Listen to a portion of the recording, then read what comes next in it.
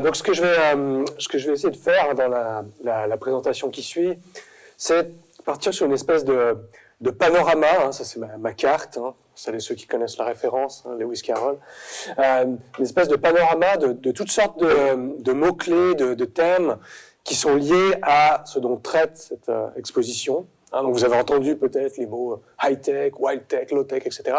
Je vais essayer de revenir un peu sur cette terminologie, en donner quelques points. Alors, je vais essayer de pas faire le côté juste poser une définition puis filer en courant sur la suivante, mais créer une sorte de cheminement en fait pour vous expliquer pourquoi en fait hein, cette terminologie, ces mots-clés, ces expressions, elles sont intéressantes aujourd'hui.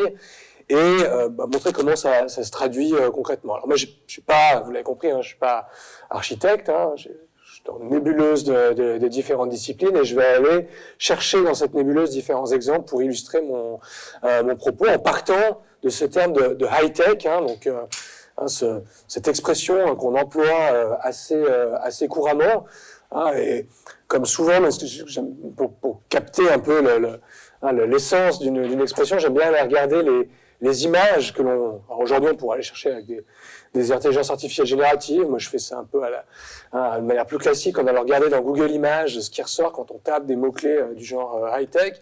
Et assez classiquement, enfin, vous voyez ici, hein, il y a globalement un certain nombre de références, de connotations. Hein. Le high-tech est bleu, vraisemblablement, met en scène hein, des sortes de représentations un peu stéréotypées, de promesses technologiques de l'avenir, avec une vision évidemment liée au degré de sophistication des techniques qui sont employées.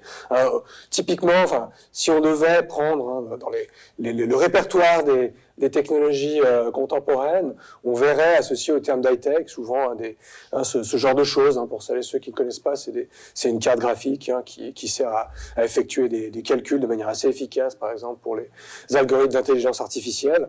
Et la couleur bleue que je critiquais tout à l'heure, ou la couleur violette, c'est typiquement hein, dans les espèces d'esthétique de ces dernières années, pour représenter le futur, sont employés de cette manière. Et plus intéressant, de mon point de vue, le terme high-tech, hein, je ne sais pas si vous avez en tête son histoire globalement.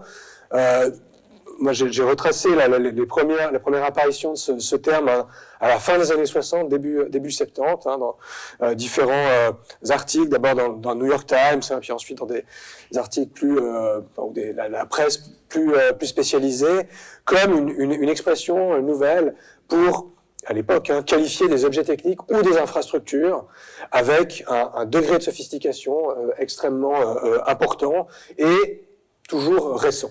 Donc il y a, sans que ce soit conscient, sans que ce soit explicite, quand on lit des articles de presse sur les technologies, il y a ce qualificatif qui est employé encore de nos jours.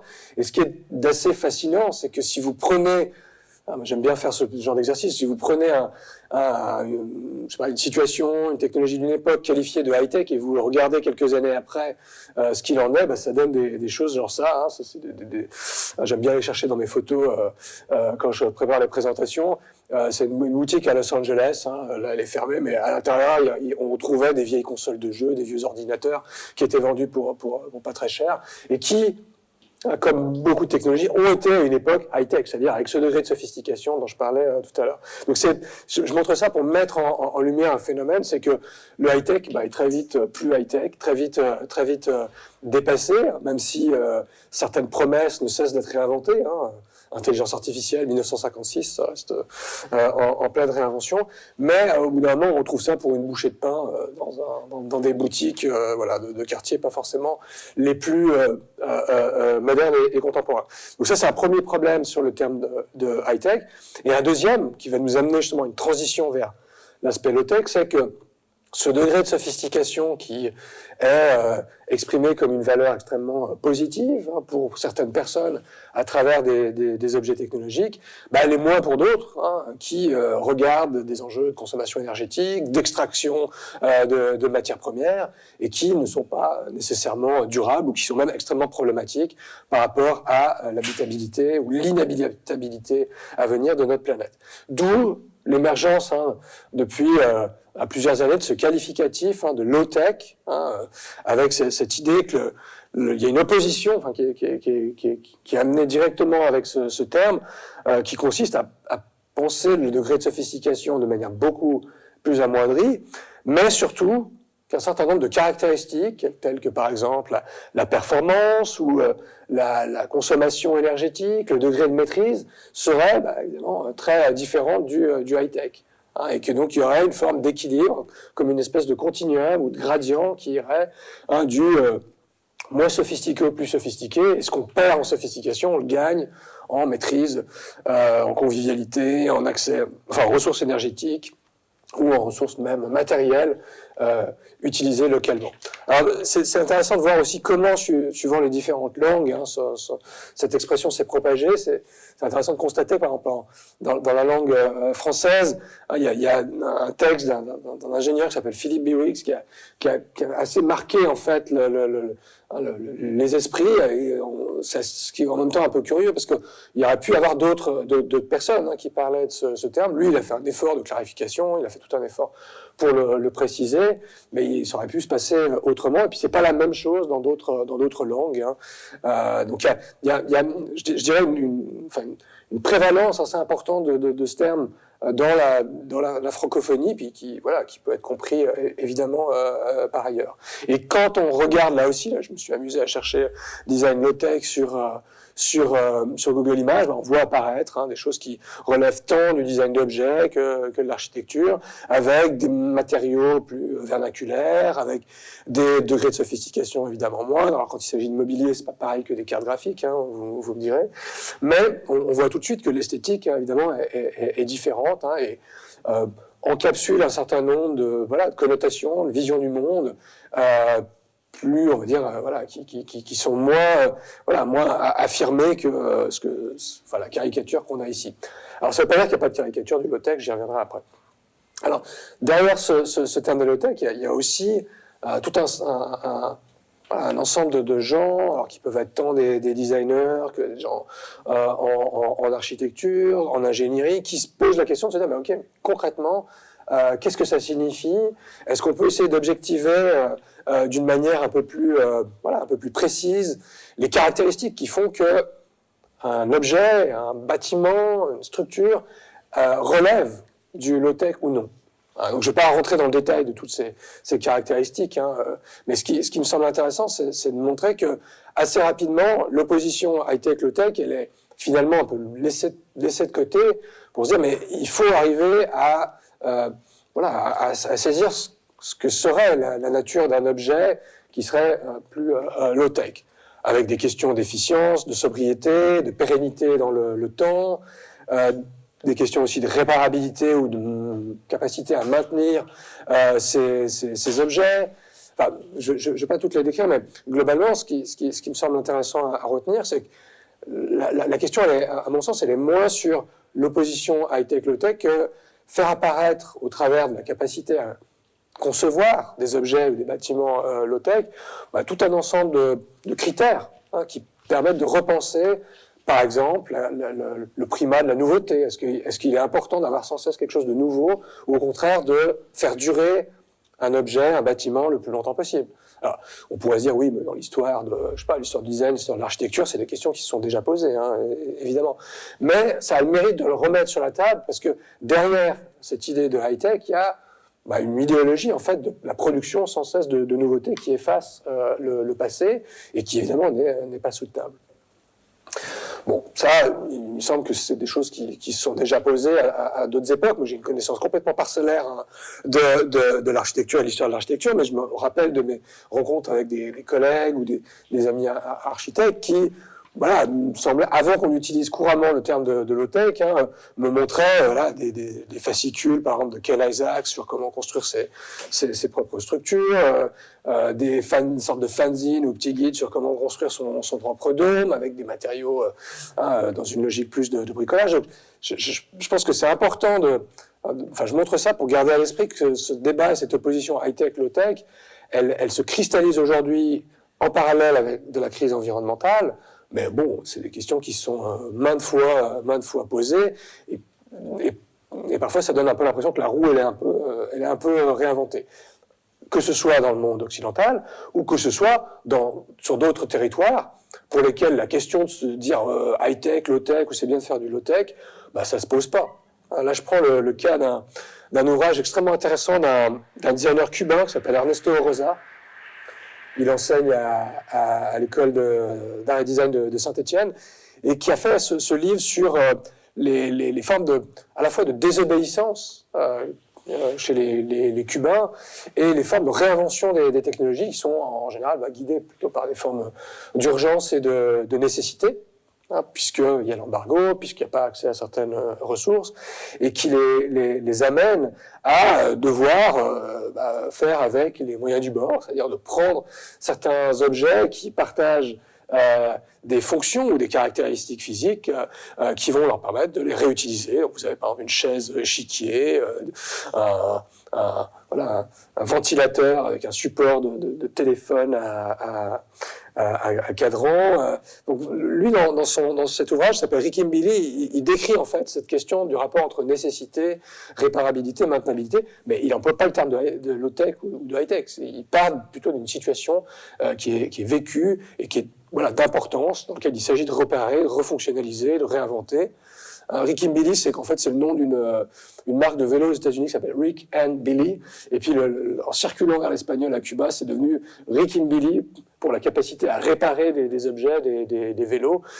Et donc, il y a une espèce le mot qu'ils utilisent, qui n'est pas du tout low-tech, c'est Rickimbili, pour parler de cette capacité à maintenir, à faire durer des objets de ce genre. Donc, c'est une pratique qui existe, qui est liée à des formes de nécessité. Ça existe aussi dans l'automobile. Il y a un décret à Cuba qui dit qu'on peut inscrire sa voiture officiellement si elle a au moins 60% de ses caractéristiques originelles.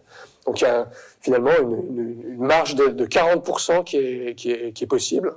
Ça, c'est une Peugeot 404 qui évidemment est... qui a une autre. Alors, je vous montre ces choses-là pour bien se rappeler que la manière de cadrer high-tech, low-tech, elle paraît assez consubstantielle du monde occidental qui s'interroge par rapport à des questions de changement, de nécessité de changement, mais aussi de société d'abondance, et puis qui ne se pose pas dans les mêmes termes à d'autres endroits ou dans d'autres contextes. Ça, c'est un livre excellent de photographie de Mélanie Veuillet qui s'est intéressée. Alors, ça reprend ce terme de désobéissance qu'utilisait Ernesto Rosa. Je pense que les deux ne se connaissent pas, mais c'est un travail sur les objets en prison, la manière dont les gens qui sont prisonniers dans les prisons vont aussi, par une forme de nécessité et bricolage, reconstituer des objets techniques, là, en l'occurrence des radios, à travers ce qui leur tombe sous la main, des moyens du bord, etc., etc. Donc, très important de garder à l'esprit cette notion de contexte, puisque on se pose pas, on s'interroge pas de la même manière quand on est à Cuba, en prison, ou à l'EPFL, pour le dire autrement. Et ces questions-là, ces oppositions que je décris ici, elles font écho en fait. Quand on lit, par exemple, je sais pas, des choses comme Feeding Bewix, on ne peut pas s'empêcher de voir en arrière-plan des débats qui ont déjà eu lieu. Je pense en particulier à toute la production assez fascinante de quelqu'un comme Ivan Illich, qui, à l'époque, dans les années 70, décrivait cette notion de convivialité, et reprenait la notion de convivialité qui, à l'époque, la prenait de Brillat-Savarin, sur la convivialité plutôt culinaire, et l'appliquait à des infrastructures, des objets, des bâtiments, donc à des objets techniques, en indiquant que ce serait une caractéristique qui serait essentielle, nécessaire, pertinente, pour la vie collective, et en particulier, dire qu'un objet technique pourrait être considéré comme convivial si, et c'est vraiment le premier point est assez fondamental, vous voyez ici, ne dégrade pas l'autonomie personnelle en se rendant indispensable, c'est-à-dire de laisser une part en anglais on dirait agency, de capacité d'action à l'individu qui l'utilise. Il ne s'y cite ni esclave ni maître. Il élargit le rayon d'action personnelle de la personne. Donc pour prendre peut-être un exemple assez simple de ce que pouvait décrire quelqu'un comme Illich, c'était l'opposition entre le vélo et la voiture, l'automobile. Le vélo, l'apparence extérieure de l'objet fait assez globalement comprendre par essai et erreur comment le réparer. Enfin, la chaîne qui saute, on la remet, on peut la toucher. L'automobile, c'est déjà un petit peu plus masqué. Hein, donc l'histoire, dans l'histoire du design, on voit une manière de masquer les entrailles des objets, les entrailles des machines. Hein, l'automobile, l'époque de Illich, c'est déjà moins convivial qu'un vélo. Hein, la chaîne des rails, on voit comment la remettre. L'automobile d'aujourd'hui, vous prenez une Tesla, vous ouvrez, vous avez l'impression de voir une espèce de gros smartphone à l'intérieur, vous ne savez pas quoi faire. Et le garagiste non plus d'ailleurs. Donc, il y a comme ça des manières de décrire cette convivialité ou non-convivialité des objets, et qui, je trouve, est intéressante aussi à resituer pour sortir de la simple opposition high-tech, low-tech, hein, qui est relative, puisque le high-tech ne cesse de dater. Il y a des caractéristiques, peut-être un peu comme le tableau de critères que je montrais tout à l'heure, qui sont pertinentes. Alors, c'est pas non plus pour critiquer absolument le low-tech, mais c'est pour sortir de l'idée trop simple de dire il y a des matériaux basiques, on les prend où on veut, et puis ça fait quelque chose qui préserve l'habitabilité de la planète. Non, c'est pas si simple. Et on voit que l'idée d'autonomie de la personne, affirmée par Illich, elle est intéressante. Là, j'ai un autre exemple qui est tiré d'une expo qu'il y avait eu à l'EPFL il y a quelques années en arrière, à EPFL Pavilion, d'une espèce d'objet un peu curieux, et qui, pour moi, fait partie de une espèce d'interrogation, c'est-à-dire, est-ce qu'il s'agit de low-tech ou de high-tech? Vous avez là une machine à calculer, Rechnenraum de Ralph Becker, un artiste allemand, qui aime bien créer des sortes d'objets, des objets pour réfléchir, des objets provocation, et c'est une espèce de machine à effectuer des calculs extrêmement simples. Je ne vais pas dire un ordinateur, parce que ce serait peut-être un peu éhonté, mais c'est une machine qui effectue des calculs extrêmement simples. Je ne saurais absolument pas vous expliquer comment ça fonctionne, mais dont on pourrait dire le degré de sophistication est assez de haut niveau. Les matériaux utilisés, eux, sont basiques. Hein. Il y a du bois, du fil, des choses extrêmement simples. Mais moi, ça m'interroge en tout cas de me dire, mais est-ce que, avec les technologies comme les technologies numériques, on sait faire du low-tech? Est-ce que c'est du high-tech? On voit bien que les catégories, en fait, ne fonctionnent pas très bien. Hein. Et on voit aussi que dans d'autres cadres de projets, je ne sais pas si vous voyez Forma Fantasma, ce duo de designers italiens, qui vont créer ces objets extrêmement léchés. En ce moment, c'est présenté au Centre d'art contemporain à Genève. Va créer des objets qui sont une forme de réemploi d'objets techniques. Hein. Donc, typiquement ici, c'est une table, du mobilier de bureau qui est fait à partir de la récupération d'ordinateurs portables, et notamment de Mac, hein, comme on peut le reconnaître. Mais ce qu'ils font là derrière, est-ce qu'il s'agit de high-tech, de low-tech? Les procédés industriels qu'il faut avoir pour réaliser ça sont bousculés, en fait, par ce genre de choses. Alors, il y a un terme qui est souvent utilisé pour parler de ce genre d'expérimentation, c'est celui de surcyclage, en français, ou upcycling. C'est une manière de revaloriser, en fait, des objets existants de façon, finalement, assez par le haut, c'est-à-dire en leur donnant un certain caractère noble, hein, comme ici, cette table. Hein. Ils ont fait toute une exploration sur la question des minerais, si ça vous intéresse. Il y a un site web qui s'appelle OreStream, qui interroge ce que ça amène, que cette situation d'avoir énormément d'ordinateurs qui sont plus utilisés, qui sont dans des bureaux, qui sont dans des armoires, ça fait que ça peut être une nouvelle mine possible pour pouvoir récupérer des matières premières. Et donc ils expliquent par le projet en fait comment réaliser ce genre de choses. Est-ce qu'il s'agit de high-tech, de low-tech? Je ne sais pas. Ça compte peut-être moins que l'initiative de tenter et d'essayer ce genre de projet. Hein, donc il y a toute une tradition, tout un ensemble de communautés de pratiques qui se posent ces questions-là. Hein. En ce moment, à la Hedge, j'ai un projet financé par le FNS sur ces questions de réemploi des objets numériques. Et on s'intéresse à des pratiques de ce genre, typiquement des collectifs, des associations, des collectifs de designers qui s'interrogent en fait à créer des objets de réemploi. Vous avez par exemple Jerry Do It Together, c'est une espèce de projet qui consiste à récupérer des vieux ordinateurs et puis les mettre dans des bidons pour recréer une espèce de machine à fonctionnement assez minimal et qui sont réalisés dans des sortes d'ateliers, un peu comme des repair cafés, mais des ateliers de réemploi dans une logique collective, avec cette idée que le réemploi, fait de manière collective, peut être une manière en fait d'apprendre à ouvrir cette boîte noire que sont les ordinateurs et à apprendre à faire durer. Hein. Donc voilà, on pourrait pas dire que c'est exactement du upcycling comme tout à l'heure, mais presque. Hein.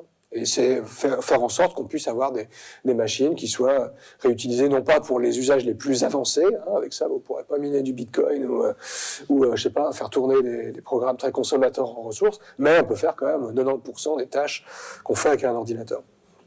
Donc nous, on s'intéresse à ces pratiques hein, avec mes collègues Anaïs Bloch et Thibault Lepage. Hein, on va voir des choses comme ça. J'ai mes propres marottes personnelles hein, d'aller voir des communautés de gens dans la musique qui vont typiquement créer des machines pour faire du reggae avec des vieilles consoles de jeux vidéo en les hybridant à des synthétiseurs d'aujourd'hui. Hein, donc c'est des pratiques qu'on essaye de documenter pour saisir comment l'opposition high-tech, low-tech ne fonctionne plus nécessairement.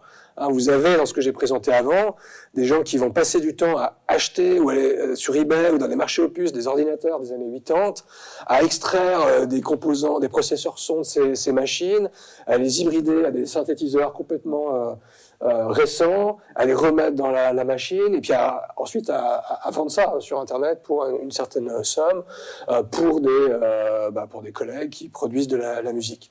Il y a une anthropologue catalane qui s'appelle Blanca Callen qui parle de cannibalisation hein, pour décrire ce genre de processus.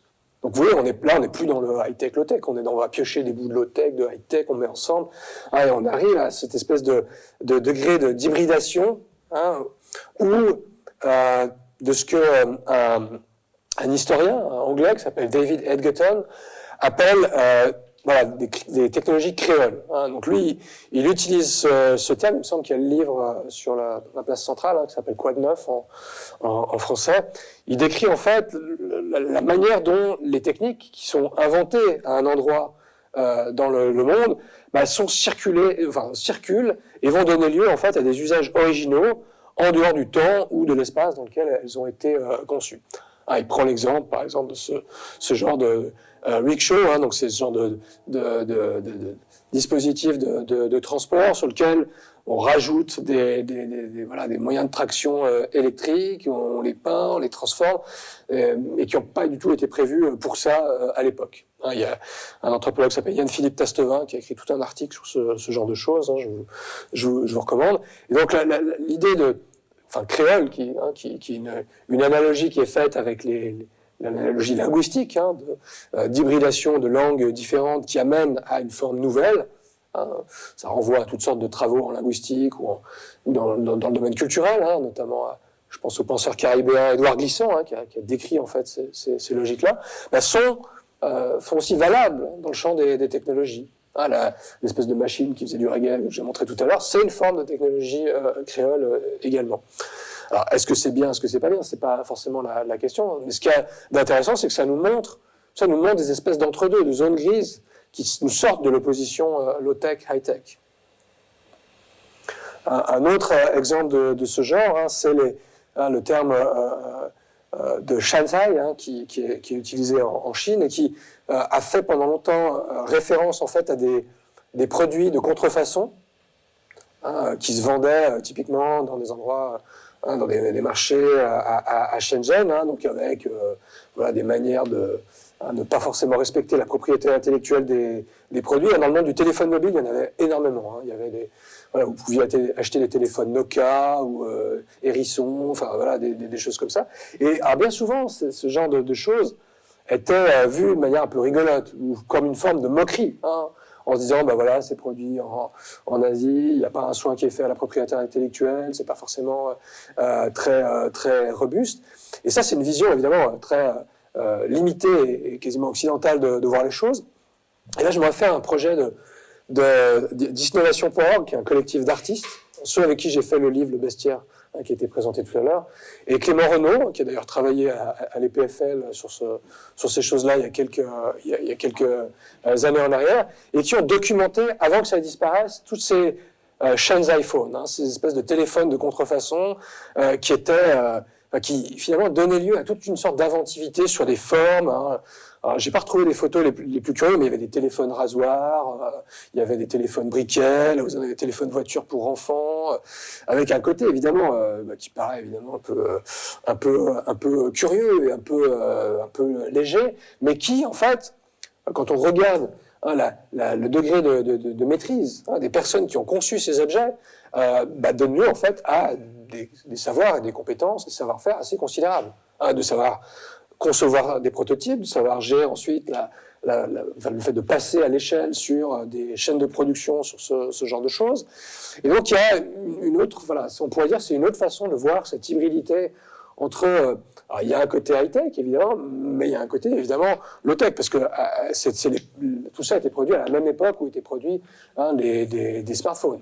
Aujourd'hui, la raison pour laquelle ça n'existe moins, c'est que l'État a essayé de mettre le holà, à arrêter ce genre de choses, parce que ça montrait en fait une attitude un peu légère par rapport aux questions de propriété intellectuelle. Mais c'est un exemple assez intéressant, de création d'hybrides, en fait. Dans d'autres cultures, tout cela existe. Là, j'ai pris celui-là parce qu'il a été assez marquant à une époque. Dans cette espèce de répertoire de panorama que j'essaie de brosser pour sortir de l'opposition high-tech, low-tech, il y a une autre technologie qui est assez intéressante, un autre terme qui est assez intéressant récemment, c'est le terme de rétro-technologie. Le rétro, donc ancien, et c'est l'idée d'aller explorer dans des trajectoires passées, dans les manières de penser les techniques du passé, des idées, des pistes, des formes qui seraient pertinentes aujourd'hui. Alors, il y a un collectif qui travaille pas mal sur ces questions et qui produit ces ouvrages en français, en différentes langues, que je vous recommande. Il y en a sur la question, par exemple, des machines à vent, comment il n'y a pas que des éoliennes, il y a eu d'autres dispositifs techniques qui ont existé dans le passé. Il me semble qu'ils ont fait un livre en anglais aussi, mais j'ai vu que ça a été publié en japonais. Cédric Carl, qui est un des personnes de ce collectif, a habité Lausanne pendant pas mal de temps. Il a un projet de sound system solaire, un gros intérêt sur les questions solaires. Et là derrière, il y a cette idée d'aller chercher des formes d'inspiration à des moments où la consommation de ressources ou les enjeux énergétiques n'étaient pas prises de la même manière dans le passé. Vous avez un gros intérêt sur les technologies solaires, sur ce genre de choses, avec quelques moments de l'histoire qui ont été importants. Je pense en particulier au travail d'Augustin Mouchot, qui a créé le premier moteur solaire en réinventant l'héliopompe de Horace Bellic de Saussure, qui a créé ça au bout du lac au XVIIIe siècle, et qui font partie de ces idées qui typiquement intéressent beaucoup de monde aujourd'hui. Il y a un roman qui a été écrit par un écrivain sud-américain et français, le nom m'échappe maintenant, mais qui est l'histoire de ce Augustin Mouchot, que si je retrouve après, je partagerai, et qui montre les trajectoires techniques et la manière d'essayer de faire advenir en fait ces dispositifs qui nourrissent l'intérêt de pas mal de monde depuis qu'en gros on a conscience d'une crise environnementale. Donc là, un écho direct à la pièce qui est ici, c'est ce fameux four solaire d'Odeyo qui est dans les Pyrénées, qui a été construit en 62, qui est vraiment gigantesque, comme vous pouvez le voir. C'est un laboratoire du CNRS en France, 50 mètres de haut, 60 de large, 30 de profondeur, avec un four qui fonctionne à l'énergie solaire. J'ai plein de notes sur la puissance thermique d'1 mégawatt, mais je ne sais pas si ça vous parle, mais je vous livre ça parce que je trouve que c'est assez intéressant parce qu'on voit, moi en tout cas, je suis plus frappé par la forme de cet objet que la capacité à saisir ou à comprendre intuitivement ce que c'est, un mégawatt, ce que ça représente. D'après les notes, c'est que ça concentre près de 10 000 fois la puissance du Soleil pour atteindre jusqu'à 3000 degrés. Donc c'est des formes d'architecture qui existent depuis les années 60 et qui aujourd'hui intéressent sur des formes évidemment beaucoup plus miniatures. Vous pouvez acheter des petits fours solaires à mettre sur un balcon pour pouvoir faire cuire des légumes.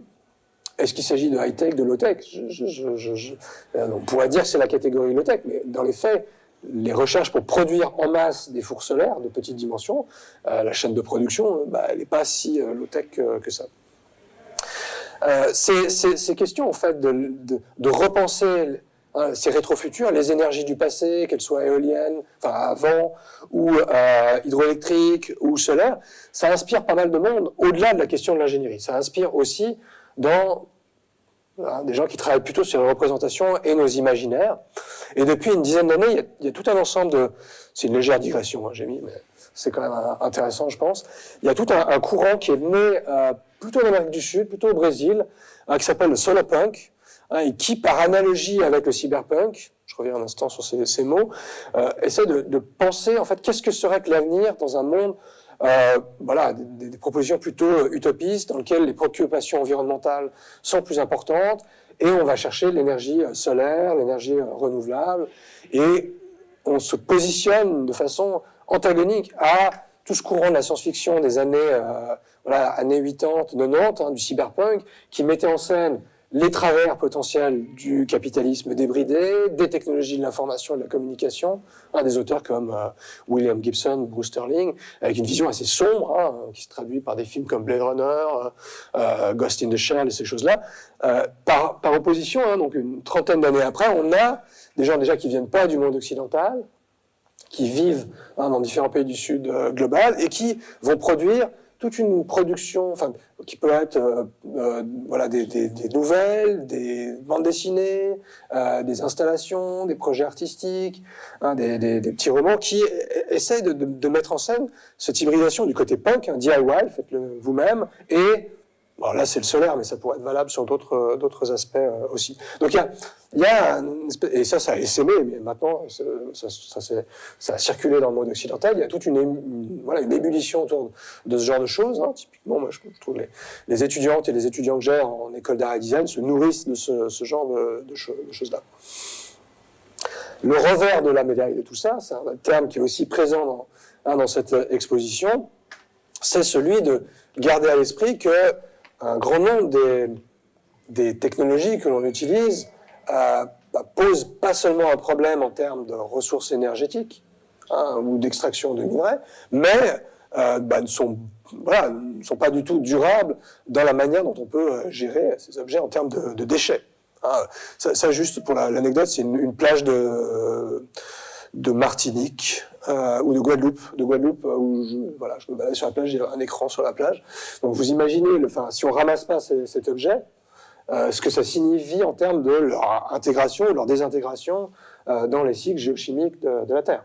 Je me rappelle je crois que c'était dans les Alpes vaudoises, je me rappelle avoir vu des collectifs de gens qui extrayaient des machines à laver, des télés qu'il y avait dans des anfractuosités dans le sol, parce qu'à une époque, on mettait les poubelles à ces endroits. Aujourd'hui, on s'est rendu compte que c'était un problème. Donc il y a une question que l'on mette ça dans les poubelles, dans les décharges, ou qu'on cherche à en faire quelque chose. Toutes ces techniques ont un caractère zombie, dans le sens où elles risquent par leur pollution, la manière dont elles dégradent l'environnement, de rester là pendant un certain temps. Ce terme de technologie zombie est proposé par un physicien qui s'appelle José Alloy, qui le décrit pour nous rappeler le caractère complètement absurde en fait de ces technologies par rapport à ce que c'est qu'un cycle carboné. Ce terme de zombie qui vient à la fois des cultures populaires, mais également de l'anthropologie, qui a décrit le caractère mort-vivant de certaines personnes en Haïti. Il est pas mal présent aujourd'hui dans différents observateurs ou acteurs des technologies. On le trouve aussi chez un Finlandais qui s'appelle Jussi Parikka, un Canadien, Garnet Hertz, qui décrivent ils appellent ça les médias ou les technologies zombies, dans une définition autre que celle de José Alloy, que j'ai décrit tout à l'heure, pour parler en fait de toutes ces technologies qui restent dans nos placards, dans nos tiroirs, que l'on n'utilise pas, qui sont des techniques du passé, des vieux téléviseurs, des lecteurs de disquettes, des lecteurs CD, des choses que je ne sais pas si vous accumulez ça chez vous, mais moi, pour avoir enquêté sur le terme du smartphone et de l'ordinateur, j'ai vu ça dans la majorité des foyers, de personnes qui montraient leur vieux modèle d'ordinateur, de smartphone, et de pas savoir quoi faire de ce genre de choses. Alors là, vous avez un projet d'un artiste qui s'appelle Benjamin Gollon, qui les met en scène, en fait, pour montrer et rappeler leur existence.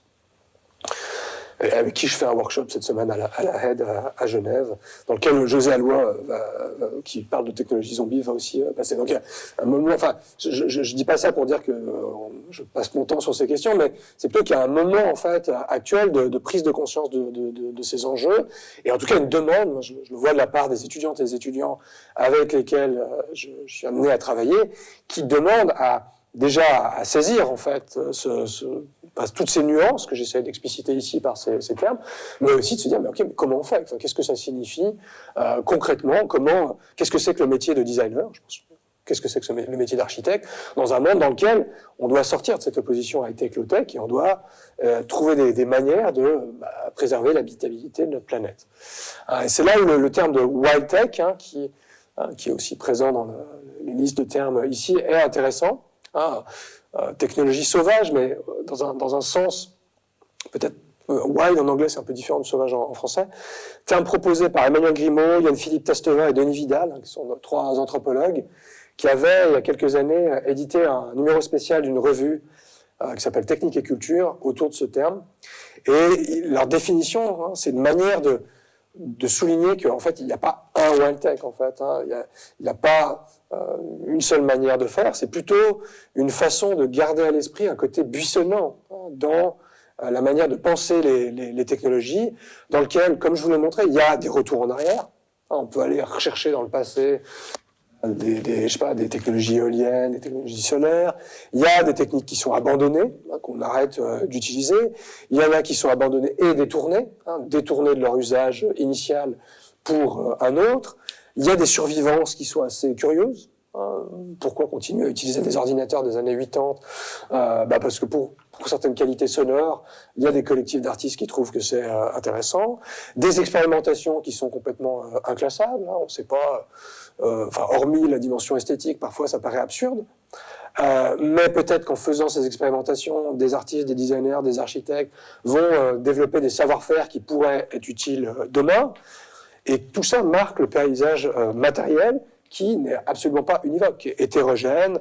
À une époque donnée, on a une accumulation de plein de technologies qui existent, ce qui fait d'ailleurs que ça ne marche pas toujours très bien. Donc je pense que ce qui est intéressant là derrière, c'est finalement ce côté buissonnant, sauvage au sens plutôt de la pensée sauvage, que décrivait Claude Lévi-Strauss, dans le titre, le livre du même titre, de montrer qu'il y a une forme d'intelligence de la pratique que de savoir utiliser, manipuler, réaliser des formes de retour en arrière, d'abandon, de détournement, de survivance et d'expérimentation. Alors, j'arrive gentiment vers la conclusion. Il y a quelques points que je trouve intéressants à garder à l'esprit, c'est que les communautés de pratique qui jouent avec ce wild tech, qui expérimentent avec ce wild tech, sont intéressantes du point de vue des objets, des bâtiments, des infrastructures qu'ils ou elles créent, mais sont aussi intéressants par rapport à la question des savoir-faire. Il y a toute une profusion de manuels, de guides, de livres, de fanzines, d'ouvrages, de sites en ligne qui mettent à disposition des manières de faire. Alors ça peut être pour réparer, typiquement iFixit, mais ça peut être aussi pour réutiliser, pour transformer. Là, je vous montre juste quelques exemples de la bibliothèque, des gens qui expliquent comment on peut modifier des Game Boy pour en faire autre chose, quoi faire avec des ordinateurs qui ne marchent plus. Plein de choses de cet ordre-là et qui participent. Ce que je trouve intéressant, c'est que ça participe de ce que Laurent Salard appelle le contrefaire. Le contrefaire, pas au sens de la contrefaçon, c'est-à-dire de copier des choses existantes, mais plutôt de faire contre ce que les grandes marques technologiques produisent dans leur centre de recherche à l'autre bout de la planète et les chaînes de production en Asie du Sud-Est. Ça donne une certaine R&D, mais il y a une contre-R&D, contre-recherche et développement, qui a lieu pour savoir comment démonter ces objets, comment les transformer, les réutiliser, les réparer, les maintenir, en faire d'autres choses. Donc cette part sauvage dont je parlais à l'instant.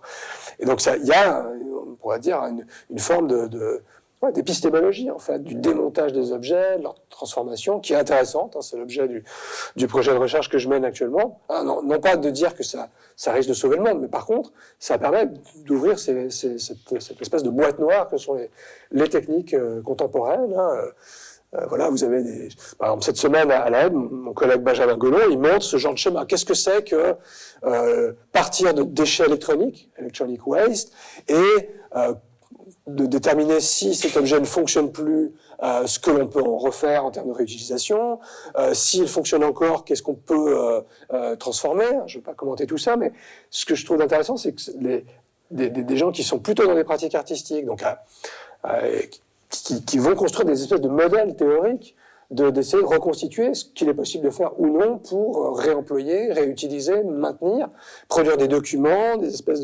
de rapports de bonnes pratiques, en fait, et qui, pour moi, forment un socle de compétences que l'on n'a pas autrement, en fait, et qui, en tout cas, nourrit les étudiantes et étudiants en design numérique que l'on a à l'école. Important de le mentionner aussi, hein, tout ça a lieu, parce que j'ai présenté les choses de manière gentiment, voilà, en mettant sur le même plan, il y a le high-tech, le white-tech, le low-tech. Tout ça, derrière, il y a des rapports de pouvoir, des logiques de conflit. Hein, là, j'ai pris une citation d'un des derniers livres de Bruno Latour, hein, où suis-je, dans lequel il propose bon, on peut ne pas être d'accord avec tout ce qu'il écrit dedans, là je prends un point qui m'intéresse de manière précise, c'est qu'il fait une opposition non plus entre des classes sociales fortunées ou moins fortunées, mais plutôt entre ce qu'il appelle des extracteurs versus des ravaudeurs. Hein. Les extracteurs, en gros, de classes sociales et d'organisations qui ne considèrent pas forcément la planète dans le sens de l'habitabilité, qui vont plutôt être dans une logique extractiviste, hein, finalement s'en foutent complètement de la quantité de matière et les conditions de récolte de cette matière pour nous faire des ordinateurs, pour nous faire des automobiles, des bâtiments, etc., etc. Donc une logique extractiviste à laquelle il oppose le terme de ravaudeur, ravaudé, un ancien mot en français, hein, on pourrait dire raccommoder, réparer, avec justement dans son opposition, il y a les extracteurs dans un coin et puis il y a d'autres personnes qui essayent de faire avec en réutilisant, en transformant, hein, pour celles et ceux qui ont dû écouter la conférence d'Alexandre Monin il y a quelques semaines, qui héritent en fait d'existants et qui essayent de faire avec, de bricoler, de raccommoder. Et cette tension, voilà, ce qu'on lit chez Latour, mais qu'on voit apparaître dans les formes d'opposition, dans les politiques publiques de soutien à la maintenance, à la réparation, à des objets ouverts, elle va apparaître de manière assez croissante, hein, au même titre que les oppositions qu'on a aux questions de mesures à prendre contre le réchauffement climatique. Un autre terme de conclusion que je trouve intéressant à conclure, hein, qui est la notion de technologie située. Hein, avec un collègue Gauthier aussi, on empruntait la notion de situation à l'anthropologue américaine Donna Haraway pour décrire le fait que les technologies et les infrastructures peuvent être pensées d'un point de vue territorial.